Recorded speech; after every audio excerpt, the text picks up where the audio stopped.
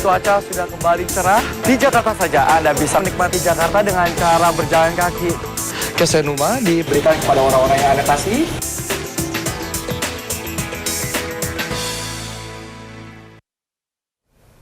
Pemirsa, sebagian masyarakat kita masih hidup memprihatinkan. Di tengah pembangunan yang terus berjalan, ternyata masih ada yang berjuang hidup di kolong jembatan. Ya, salah satunya di kawasan Gedong Panjang, Jakarta Barat. Dan inilah salah satu potret kehidupan ibu kota dan Michael Chandra mencoba menelusurinya untuk Anda dalam Kacamata Michael.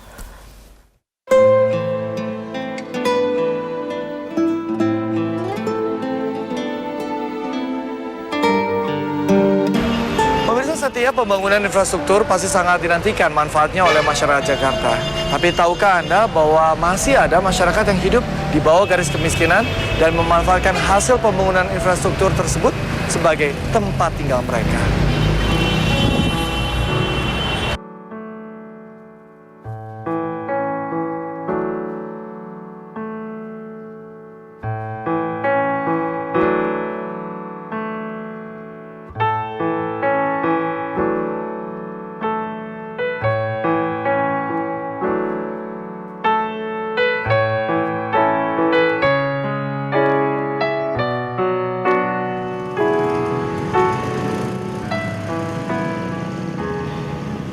Saya coba menelusuri kolong jembatan Gedong Panjang, Jakarta Barat dan menemukan seribuan warga yang hidup memprihatinkan.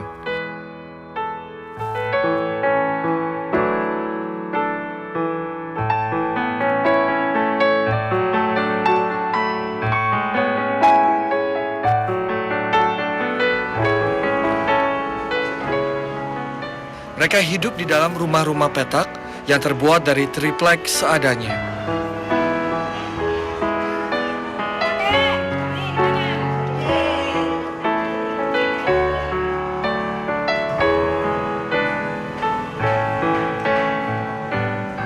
Ibu Rum misalnya.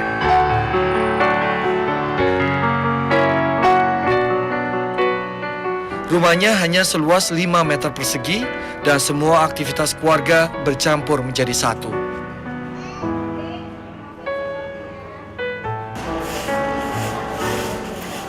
Mulai dari kegiatan bersih-bersih,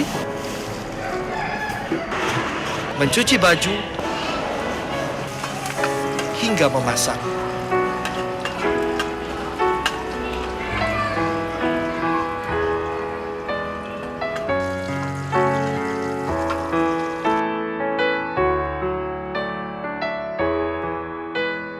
Saya sebenarnya kepengen kayak orang-orang, jangan tinggal di kolong om.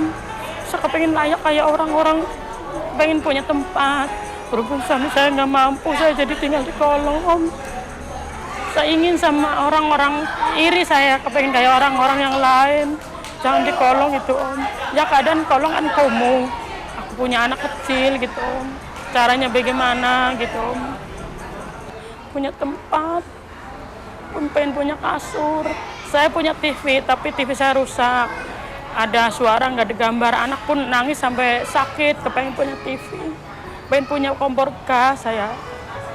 Ya keperluan saya mah banyak Pak, kebutuhan saya. Berhubung suami nggak mampu, alar kadarnya gitu Pak saya mah.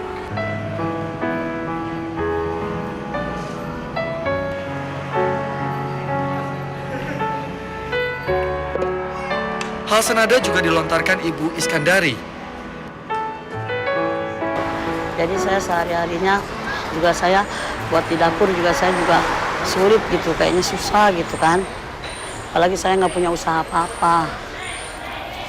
Suami saya kan udah nggak ada. Dulu suami saya ada juga ada usahanya, suami saya kerja. Sekarang saya sendirian ya banting tulang sendirilah. Sedikit-dikit saya dagang kecil-kecilan.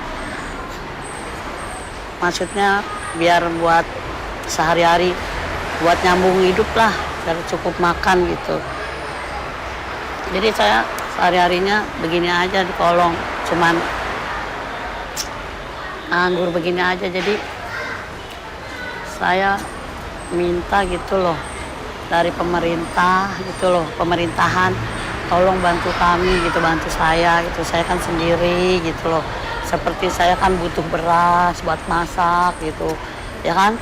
Saya butuh apa tuh namanya, ya macam-macam namanya, rumah tangga gitu loh. Mungkin pemerintahan juga tahu saya di kolong susah gitu.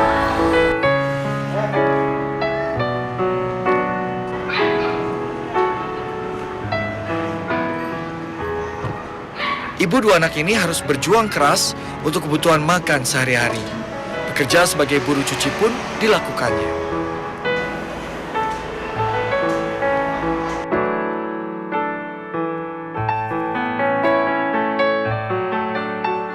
Kisah perjuangan dua wanita ini adalah potret kehidupan masyarakat terpinggirkan yang sering terabaikan keberadaannya.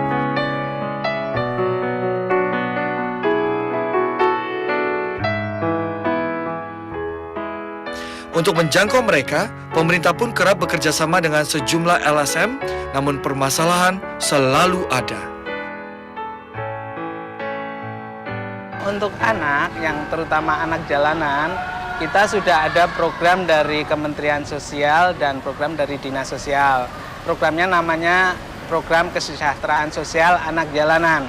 Nah, kalau untuk yang orang tua, yang terutama gelandangan, pengemis dan pemulung, ada program juga, ada bantuan usaha. Mereka juga ada bantuan untuk supaya mereka bisa ngontrak di luar kolong tol. Cuman permasalahannya ketika anak sudah bisa ditarik, terus orang tua sudah bisa dipindah dari kolong tol, muncul anak-anak jalanan baru atau gelandangan pengemis baru dari tempat lain. Ya akhirnya upaya yang kita lakukan seakan tidak berbekas karena muncul lagi.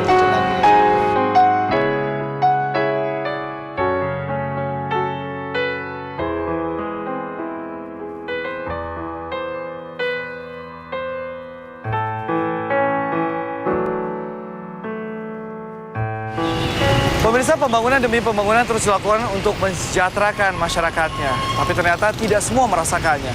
Tentu ini pekerjaan rumah yang harus bisa segera diselesaikan oleh pemerintah agar hasil pembangunan benar-benar bisa dirasakan manfaatnya oleh seluruh lapisan masyarakat. Demikian Kacamata Michael untuk saat ini. Kita akan jumpa lagi dengan topik berbeda minggu depan. Jadi simak terus Kacamata Michael.